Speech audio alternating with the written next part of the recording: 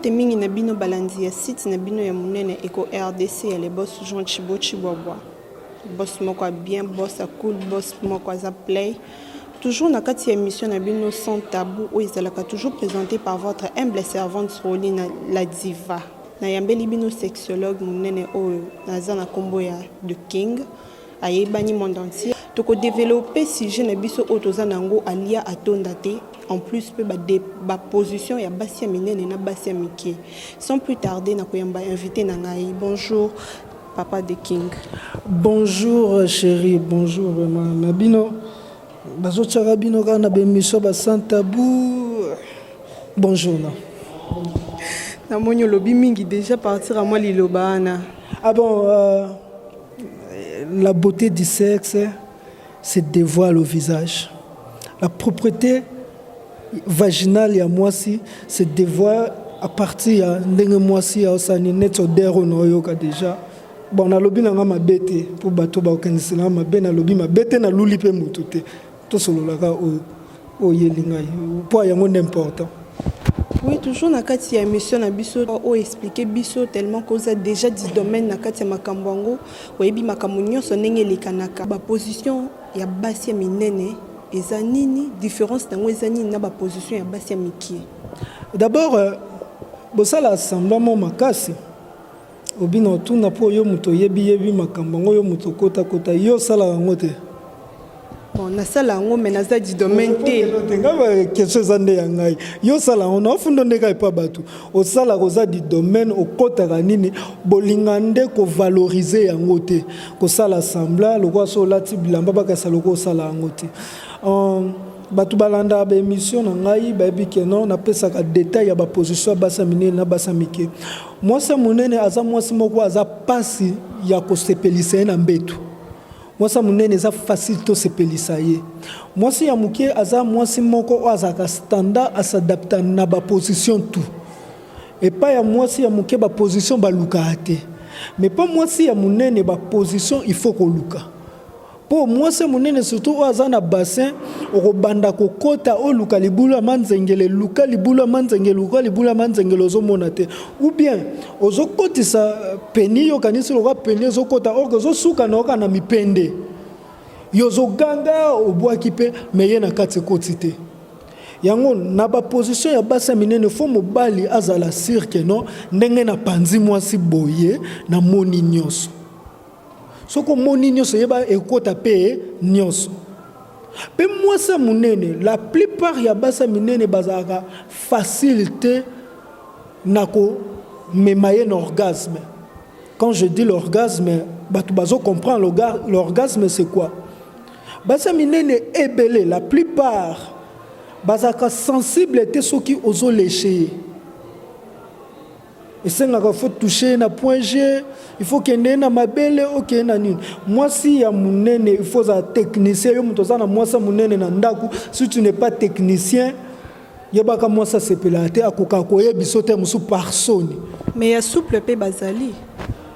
Maman, moi ça ko oza souple, mais yo mobali soko yebi ko salate. Ya zane souplette.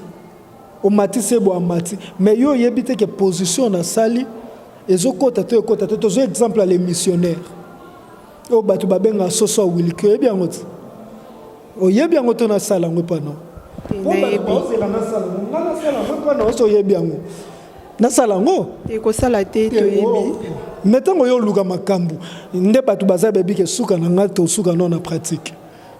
Donc il y a une théorie qui suka na pratique donc assumer makambo luki ti bossa tindio yebi makambo zo luka papa bobanga te na olakisa bino mama zali ana olakisa bino ba position basi ya minene na basi ya mikie basi ya minene mingi peni et pénétra bango na ba position ya mwasi likolo ya mobali soki mwasi fandi likolo ya mobali la femme pèse de tous ses poids mwasi pesaka. Tango fanda yaba penye sa nini ekota mba moko toto zana ba position na lobaka boma mama olia kambongo na nga pamba te position ni zandengini omoni lutuni ngam tuna tindie ezali na la gisati oui la gisati et pas na yo oh Et pas nanga kaka. Tant que Dimina la c'est pas nena que la c'est pas battu. Bon, c'est gentil pour Baba Kambo Luki au fosu qui s'en bien. Tu na la gisi siko bata pété ici là, na souka ndena la gisa ba bien.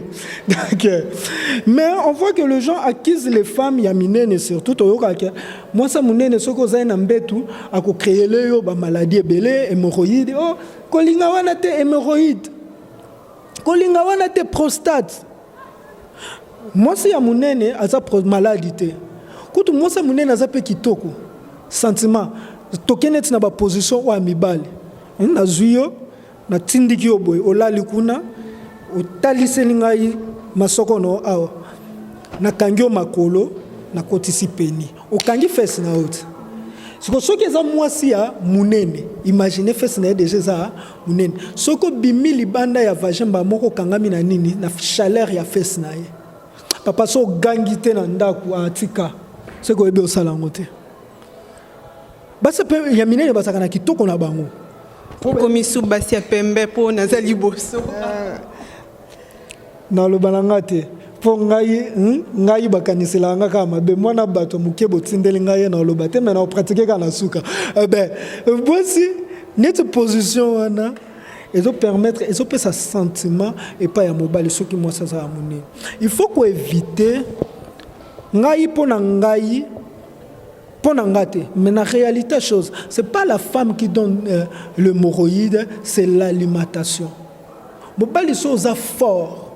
Tala, babasi amine nga première mission j'avais une grosse femme.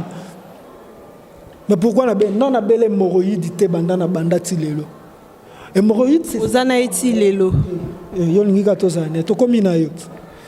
To komina yo bona sali mabe. Tant que bengi singa le miso poto koma nayo Supercas de Charlotte hein yo muto opesa soki to koma na eto te pour après mission awa boss donc mystique na mystique hein hémorroïde ezoya na kolia tolia kande nini on mange souvent sec yango za ka base hémorroïde ezoya na ba sous-vêtements malsains ou eza propreté. Hémorroïde ezoya na misala makasi. Pour na kosepelisa moi il faut combattre non l'hémorroïde à toi. Parce qu'il na koko la ki samutu stratégie ya kokomisa spermatozoïde belé. Komisi pe spermatozoïde ne belé comme na 3 ou 4 coups pendant comme na ba 5 6 mais s'il arrive et que biloko wana komisa ngo belé ozana force te na mukongo osani o lembo mono sa nini olali na yo. Oyo faire yemba ozaka no ndenge oyebisaki nga te siko pona ko éviter ba pona yo vraiment tant que moto a dit domaine nango moto yebi masolo nyonso ndenge lekanaka siko est-ce que bako suka na 3 2 ou il faut kaka basuka na 3 ou soit bako mati ba 5 ba 6 il faut être combattant na koma dernièrement na ngena lekanan combien pe stratégie en comanelo quoi. Moi je donne des secrets vrais. Au coquille jamais qu'on commande 6 coups, 5 coups, 7 coups, 8 coups sur aux ana maïté dans zoto. Qu'on commande ba coué belé senga maï. Aux ana auto bengi makidi, auto bengi na français spermatozoïde. Pour sperme za mataka ou sunga ka moi si abota. Spermatozoïde za maï wana oyo ezaka formé na ba testicule. Sperme fan dans la prostate. Donc, soit spermatozoïde et la prostate, et soit sperme et roya robotisa moise. Mais spermatozoïde, maïwana, maman, donc bimana mobalo azana maïe belé, a bois qui l'on licola tol. Poisson zana maïe belé, so bois qui, au moins où mais la te moussou c'est nini, et remplacer peigné vimbi. Pour maïe mouté ça la peigné ça nini, et vimba. So ko zana maïe belé, tango au bois ka, peigné lieu côte et qui te zara yo telema. Au beto bois qui lissou. Bon simboka muke bo etelemi o beto bois qui les sous pour ni maille za na nzoto mais ce qui maille zate les gens fox au jeu encore au tient encore mayuana o ebotaka kaka okoko mapena 9 mayuana ezobotaka kaka mayuana ezouta. Moi je nourris ça na liaka biloko déjà aimer la page Trésor King Bukele pour bomona ba conseil ebele o eza kuna na kati na pesa ba tu conseil loko ni okoki kolia pona mai na yo ekoma ebele. Siko ba fidèle ya Eco RDC bazana posa bayeba eloko nini oyo okoki kolia pona mai ekoma ebele. Tozana makemba, tozana kokomba. Makemba ya kotokisa to ya kokalinga. Zoma te kembo etelana liango ya mubeso. Liango na tongo bimana mwasi na pokwa papa opesa nga sango.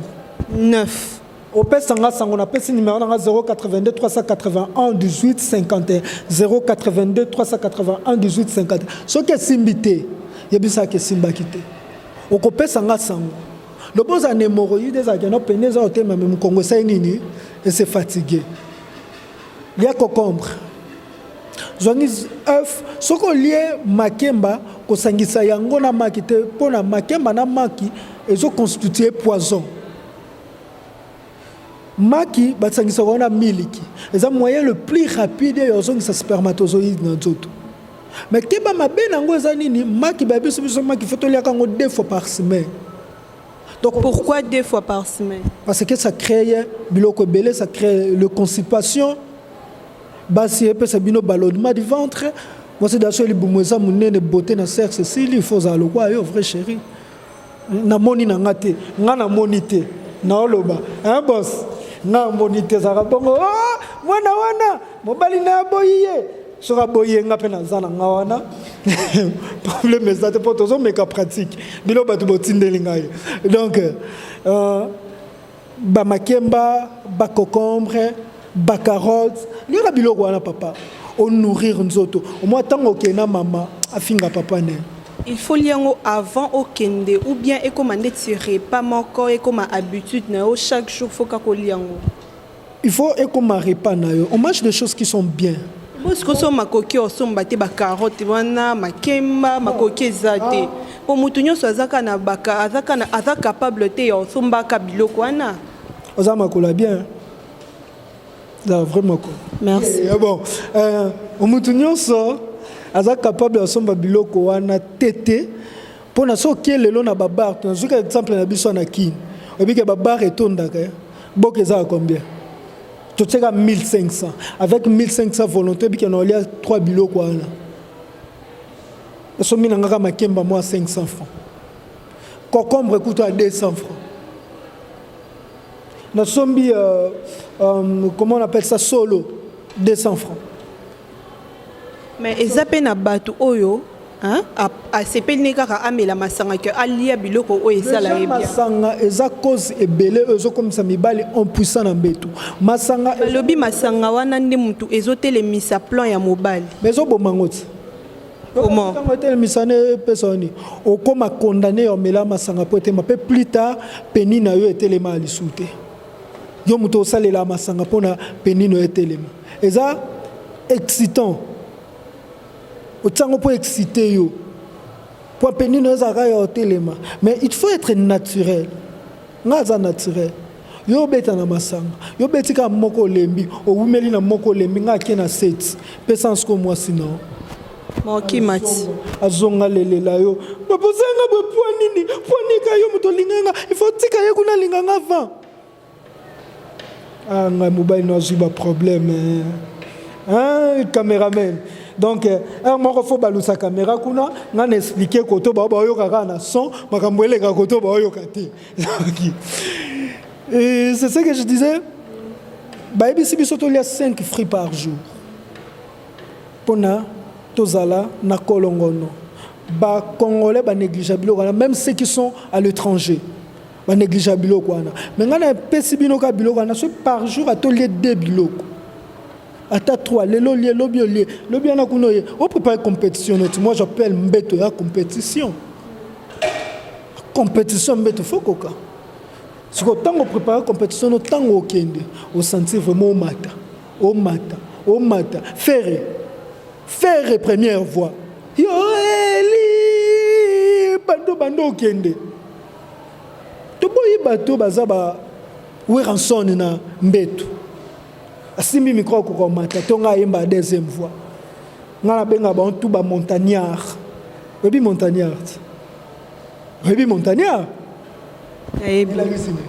te wana suivre montagnard baza bahabita montagne siko nzambe apesa bino mwa bamontagne moko boye wana oyo bayaya balinga koya kohabite. Donc je dis à tous les montagnards oyo balinga oyo botiaka fwena alinga bino makasi mobali mbetu bo néglige mbetu te po soki tobalaka eza mpona nini mpona mbetu soki balongoli mutakala tobala lisu te. Premier commandement nzambe apesa ezala nini multipliez-vous. Non, pas, c'était pas le premier commandement. Ma première raison d'être, on zamba la kisa avant, après ailleurs la kisa y royaume des cieux, à la kisa non multiplier. Vous d'autres on a des devoirs se multiplier en asamokili. Après tout le royaume des cieux. Ce que pour nous se multiplier, faut bon colon on ça nini et ça n'enzoto. Ce que chose à ma capacité, aux humoisi, au métier du colo awa, au bambayas kokuka. Peut-être yo c'est oyebi ba position na aussi la ngo pona sepelisa basi parce que oza moto azana kati ya domaine wana te mwasi lobi misandu na lobi kasi mwasi hein bon sexologue aza mutu oyo asalela sexe te kapona salela sexe le sexe se prépare. Moi, vraiment, personnellement, ça c'est la sexe, c'est pour envie ça la sexe. Parce que quand tu ne prépares pas la sexualité, on va comprendre acte sexuel, non c'est à préparer, on comprend que au bébé sans doute on crée maladie. C'est-à-dire que Léon a accueilli 5 coups, Lobi a accueilli 6 coups, Lobi qu'on a accueilli nini, dans l'industrie 3 coups, il y a dans l'industrie à 5 coups. Donc 3 jours on a fait combien 15 coups. Na côté sini na nzoto pour na bimisa 15 wana plus tard créé un cancer ya prostate parce que prostate est partie na kati nzoto mais maladie to bela ka cancer ya nini ya prostate pour prostate eza sikoyo spermatozoïde ezoleka siko yo tango zo obaki ankoro obaki mugomboro obaki nini oké oboucher sikana banda penie telemaki mo penie kita eza te pona sperme ebimate tango kangami na sima kuna e gonflé même maladie au créé oyo la lobby prostate. Donc un bon compétiteur et un bon sportif abunda à chaque jour. Mais l'autorité sanitaire peut lobby que pour éviter prostate, il faut mobali à éjaculer au moins 21 fois par mois. Est-ce que c'est vrai ou faux? 21 fois par mois, il faut calculer. Ce qui 21 fois par mois. Moi déjà, j'en ai 30-31 jours. 30-31 jours, 21 fois. Je vois ce que net ngabo éjaculer par exemple 8 fois. Hein? 8 fois, bon, on a 7. 7 fois 3, c'est combien? 21. Donc je passe les rapports sexuels 3 fois par mois. Parce que moi, s'il faut avoir temps, il y a se préparer, puis il faut avoir temps, on se préparer. Les rapports sexuels, ce n'est pas seulement la pénétration. Et là, tu vas comprendre. Rapport sexuel, c'est la caresse. Maman. D'abord, Simba A. Ogandeni. Bon, na minute on yo ke lo côté parce que naza na era musala to poto leki na deuxième question na deuxième question ça il y a la vérité nazo yo ke lo côté franchement parce que naza na era musala to siko yebisa biso basi amike ba position na bango ezala ndenge ni yo olukana ki non na pratique. Pour ngai baby que tango yebisa makambo position oyo na lobananga pamba te sanke na sala makambo cameraman toi simenyo supposera site mutesa nini etindie non la botika les boss Jean Chibochibwa boko tena makambo boko tena makambo te poza makambo la biso na pesa basika ka ya mike 3 positions no basalela te ba position pourquoi benga na mutu te yo asime ka ba rôle na oto asime omoni ndeza bwe na zui na la liboy esquisse na la liboy na zui peni na nga na tali sango boye liboso moi ça y est amateli peni il faut être moi si amukie pour nos sani so moi ça munene abuka mobali makolo donc mwasi aye afandi awa nga na fandi boye na gumbami na temi si peni bo mwasi aye afandi aosa mouvement mobali eza ba position oyo eza trop sportive aider mobali aosala a domino mwasi ezo aider ye pona à travailler cuisse mwasi ya mukie bazara ne bien ya basa mikie bazara bien na la kisa siko moko ya kit papa bon négliger kit te na ndako un moko bengani bano su kit okota na nini tema mama telema tozaka ngata yo telema non non telema te s'il te plaît expliquons au karabongo non expliquons au karabongo donc c'est le tosala le roi ye mobali nga mwasi nga na ola kisaye yebisa biso basi ya mike ba position na bango ezalaka ndenge nini yo olukana keno na pratique po ngai bebi ke tongo yebisa makambo ba position oyo na oloba na nga pamba te sanke na sala makambo cameraman toi simenyo supposera site mutesa nini etindie na la tsa botika les boss Jean Chibochibwa boko tena makambo boko tena makambo te poza makambo la biso na opesa basi kaka ya mike 3 positions no basalela te ba position lokwa benga na mutu te yo asime ka ba rôle na oto asime omoni ndeza bwe na zui na la liboy esquisse nalali boye nazwi peni na nga natalisi yango boye liboso mwasi aye amateli peni il faut être mwasi ya mokie mpona osanisa mwasi ya monene abuka mobali makolo donc mwasi aye afandi awa nga nafandi boye nagumbami na temi si peni bo mwasi aye afandi aosa mouvement mobali eza ba position oyo eza trop sportive aider mobali aosala a domino mwasi ezo aider ye pona à travailler cuisse mwasi ya mukie bazara ne bien ya basa mikie bazara bien na wala kisa siko moko ya kit papa bon négliger kit te na ndako un moko bengani bano su kit okota na nini tema mama telema tozaka ngata yo non non telema te s'il te plaît expliquons au karabongo non expliquons au karabongo donc c'est le tosala le roi ye mobali nga mwasi nga na ola kisaye te yo expliquer kaka ekomi nango kobeta nzimaka ayebisa bato ke ekomi kobeta yango ozoboya makambo ya telema azoboya po aso afongoli makolo ya mosu epoli nga nafundi na te na lobi oyo biloba na bato basi baotindela ngai bolukele makambo nga na bino nga mpozaka na ere mosala naza na mwasi ya otelema nazwi likolo moko na simbi boye ou bien nazwi de makolo na maeti boye na tie contre mire je fais des mouvements ou bien tosali on apporte hein na porte to telemi ya pesi mukongo na porte boyenga pe na pesi mukongo boye na porte to sali position foi on comprend position ngoti neti boye porte eza boye yo pesi mukongo kuna na porte nga pe na pesi mukongo na porte to temi vana katikata porte to sali yango foi yo makolo ne panzani boye yango ekoti boye na porte siko to sa mouvement est-ce que d'aba sala da position na ndako boyo tinda basi ba ya Holanda o ya babenga numéro 1 na ba ya Holanda boyo kasi première mission na sali o nazaka mobali ya mwasi na ngai to sala kango to edaka ndeba mibali o bazana ndo po basi bakima bango te parce que moi c'est chaque jour faut me mêler créativité na sexualité moi il faut pas ce soit wilky moi il faut créativité moi il faut découverte et papa lelo salinga boy poani okomi boy poani osali boy esala bien na yo pesa lisusu position moko otobengaka ngo ne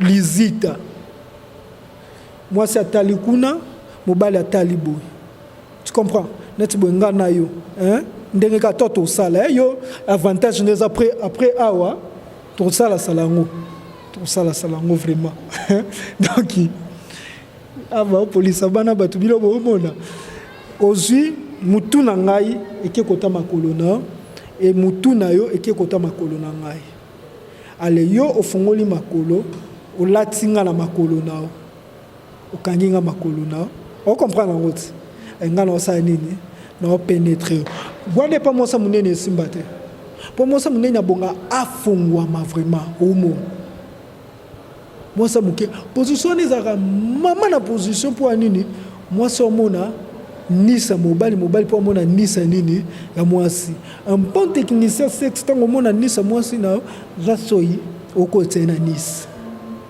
obete bambata okote so ina nisa obi bambata na bolingoti obi ango seke yo babeta ka tala onzima ne onzima batinde nga mama na moureuse non ba position na azobete bambata esala moi bien pona ebongaka pe omona pénétration ndenge ekota parce que moi si likolo akangi ata makolo mobali boy au caresser makolo mobali ou bien au caresser périna mobali ou bien périnette distance entre testicule na anis au caresser mobali c'est le roi fongo makolo ndambo mama na bord soki to continuer kaka na makambo ba position pour la mono lingi ba position mingi pour na ko satisfaire moi si est-ce que faut mobali azaka na penya munene to ya mukie bon penya munene to ya mukie c'est qui c'est c'est nécessité eza peni faza vibrant pour ça na ba peni musu ya minene au mone telemi mo simbango boy pete neto yo monaka jourana wapi écoutez botango kenda na ngai bon yo yebinde nyike nga na mona ki tango nzimi pete baloba nga na mona te bon nga na nzimi parce que yo ne mtozo loba ozo expliquer bon ça va lokwa nga na loba mais na okanga muke peni muso mona eza ngo munene etelemi mais soko simbango sa nini peni mususu eza moyen so etelemi parce que oya pete tango ekota mwasi gwezate pe mwasi fo yeba nini peni munene ne compte pas ce qui compte eza vagin muta déterminaka peni eza munene to eza muke so omoni mwasi olela mobali na ndako ke peni ne eza muke c'est que mwasi ana atrisha mobali na ye là je vous dis vrai pour mai ya malili déjà au moins ça salelaka sala nini ekangaka ediminyaka vagin pour qui ça munene ya vagin saka mai ya malili au moins ça tana samako et boba bukoko basela wana plus tard ndenge ofongolo vagin etika la bon et comme ça vagin mai avec mai kaka ozuma yo tena samakolo ata mobali no penine ezaki mukende no mona ke non vagin no ko s'adapter na peni ya mobali na yo donc peni ya munene to peni ya muke eza déterminé ka na nzoto ya mwasi basi musundeti mwasi o utolo bawana que ce qui a mwasi libala azo déclarer penya mobali nezo sepelisa ete se kabima libanda et bon ceux qui mobali tango avant bala ye mwasi déjà zaki na poni na ye déjà eba que non vagin na ye déjà zaki ko fungama et que mobali azana penya muki azo sepela na ngote. Est-ce que moi si abimi libanda non chérie tout ça résister to comprendre avant bala zaki na mobali après akomi na mobali ne tango za mobali na sokola vagin ngota sokola ngote tellement sokola ngo il faut ezwa mesure ya penya mobali ne pour sokola ngo soko moni ezaka ka munene c'est que azongela mobali wana potanga bando sokola ngo mona vagin ekobosana neti mwasi mususu alobaka ke ngana pona tonda fo penya mobali et donc nga pona na yoka bien fo penya mobali ezala munene est-ce que abimara kaka libanda to chérie je te dis mwasi oyo asenga penya munene c'est qu'il a goûté ba peni wana libanda ayo comprendre que ya mobali neza mukie mais a goûté avant mariage ce qui a goûté qui avant mariage tango ko bala tellement ça fidèle par amour parce que la sexualité se fait par amour acte sexuel se fait par amour tango bimina mobali na ka sokoli malili abimina mobali na sokoli malili une semaine eze belé faut vager à moment c'est s'adapter na nini na peni ya mobali ça ce mobali aye au kota liboso fait ça non moi nini passe premier coup et côté li liboso ça la moi nini passe deuxième coup ça la moi c'est parce que des gens frotter na carte c'est nini et bandi ko zoka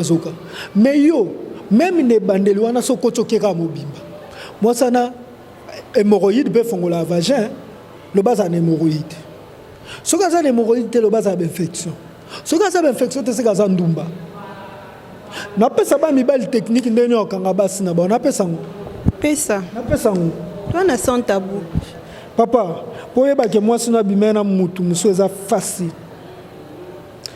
ta so yebi nzoto moi sino tango kotaka bete position oyo obomanga lelo ozwi makolo na ye oyo ba place de pied na ye mibale olalisi moi sino mbeto ozwi ba place de pied otango na tolo opusani na ba place de plan makolo esa nini egumbama vageti kitsa nini etikali ozwi peni okotisi soko kotisi o sentir que na kati elo moko esa nini et toucher peni na yo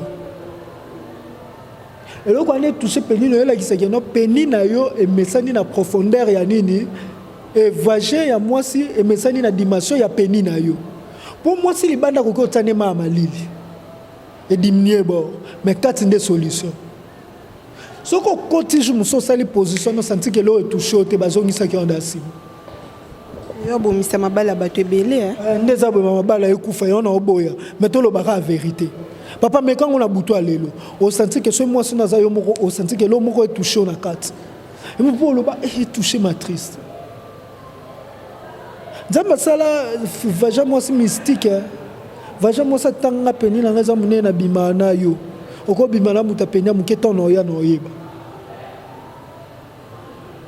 parce que ba peni to ba lignon soka atini mbaye baka wana yo ni mtoko ye technicien to linga to comme ça mibali tout ba technicien pona ekobo ezala te po basi bako sa bayaya mingi basi de nature nzamba kelela mwasi mosa ko lo ba vérité te que papa se pelisanga te abima libanda tanga bimili banda yo tango ye okoma na ososo soko ebike na minute oza na hémorroïde no traité te beta mwasi na caresse chérie aba tcholo le mon azol aba tcholo le mon lito continue ngo est-ce que mobali ba avantage nini o eza nango o eza na rapport sexuel régulier na ba désavantage nango to bandi na avantage na lobaki déjà bon to que non avantage rapport sexuel régulier moi je ne trouve pas un avantage mingi parce qu'on peut être passionné du sexe mais to pratiquer sexe mingité sexe ils en attendent d'abord bit ya sexe nzamba créer yango pona à accomplir loi ya reproduction sexe yo comme un sentiment na deuxième plan premier plan nango za pour la reproduction donc ça chaque jour te ko luko bota mwana ce que c'est comme pour na plaisir au sein le chaque jour te donc il faut offanda honorer pour ça que pas moi si ou attaquer mba moko mais avantage za kana nini so lingo marqué petite surtout avantage ya trop sexe za pour na bato no baza ba marié na ndako monte bato bazali banda psychologie à moi si so même na sexualité yeba ko kangango facilement okutene lelo otemisa piboka bwana sans otebo tango keyeba olala to bando kanisa ko po baby sinzoto ne lobe kutene otebo lobe kuna changer position muso otebo lobe ana kuna jour otate en raisonner. Les avantages nango za mingi pona ba fiancé pona travailler psychologie ya nini ya mwasi kokanga mwasi pour ça moi ça personne d'autre sait qu'il lingio mais pona ba marié ça tue le corps voilà c'est que faut que maman a des avantages pona surtout ya ba marié donc qu'est-ce qu'on a des avantages ata bato libanda na bato 4 Désavantage à sexe zana. So mi pesi mingi na sexe. Et que ça médecin moko boye, sexe diminuaka faculté raisonnement ya mutu. Pour nettoyer déjà cerveau ya mutu. Mono comment raisonner trop sexe. Yango to pesa temps kotika to préparer psychologie à mutu à s'occuper pe na ba activité mususu. Parce que dans le sexe on ne paye pas l'argent, on mange en ndumba. Parce que en ndumba ça la sexe na bolingote, sexe pour na mbongo. À part wana, sexe est créé par maladie ébélé. Par maladie ébélé. Surtout dans uta koloba soki ozana spermatozoïde au forcer nzoto, au tomber na cancer à prostate, au tomber na hémorroïde parce que tu fais les mouvements de yabava et vient wana.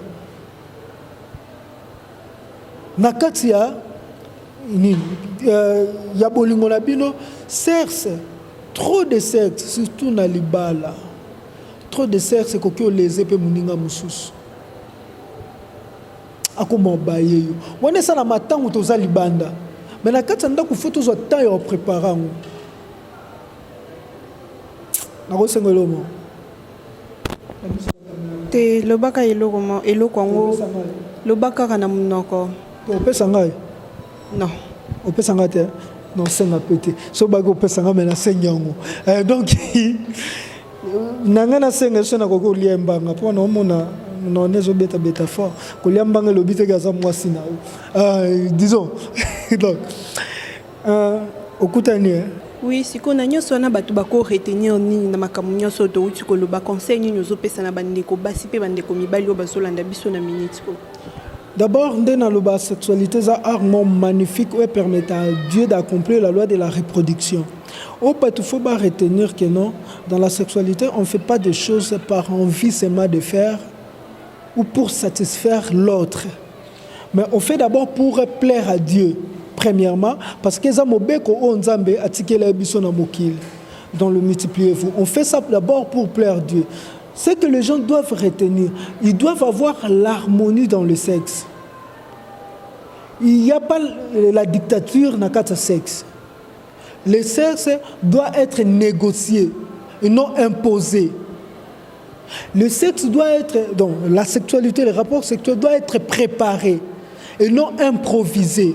Si ils ont préparé, ils ont kitoko. Si ils ont improvisé, ils ont mabé. Parce que tout ce qui est improvisé n'est pas bien. Ce qu'ils ont préparé, mon chéri, moi chocolat, chéri, moi dolé, bazui, dolé, bah, bois que le on a clitoris, mon bal of basco clitoris, ça et comme il dolé na dolé, soit linga dolé, soit linga milk, sopelé au milk qui na clitoris. Abandisco fiba, nini wana ti milk qui tout ça nini, et c'est là est-ce que tu imagines les sentiments, wana ce qu'ils ont préparé. Azu bomba potio, abandisco fiba bombo. Il faut éviter le rapport sexuel régulier. Ça tue. Au moins, ce bolingani, c'est qu'on a marqué moi aussi. Là, tu peux le faire. Mais ce d'abord, évitez ça. Ça crée la maladie. La maladie, c'est la porte qui s'ouvre à la mort. Le corps ne doit pas être désharmonisé pour la sexualité. Maman, il faut parce que la cuisine aussi tue la sexualité de l'homme. Boyeba eloko ni bolam lambela mobeno dongo surtout aze yuana pesa mobeno dongo le apamba lambela bilolo lambela mo ba solo omona ki mobali noza toujours na nini na kuma biso lelo so babike prostate et cancer à prostate ya na trop de rapports sexuels. Moi je dis non. Papa koko na biso kalobi bazala na basi combien ba 4 ba 5 bandoza lelo alali alobi alali kuna mais le roi bande ko lia bien il combattait cela ba ko na biso ba kufi trop na prostate. C'est nous aujourd'hui ba jeune ba tout comme okufa trop na nini na prostate parce que to lia normal mais to luka to sa makambu makas nous mangeons mal la sexualité.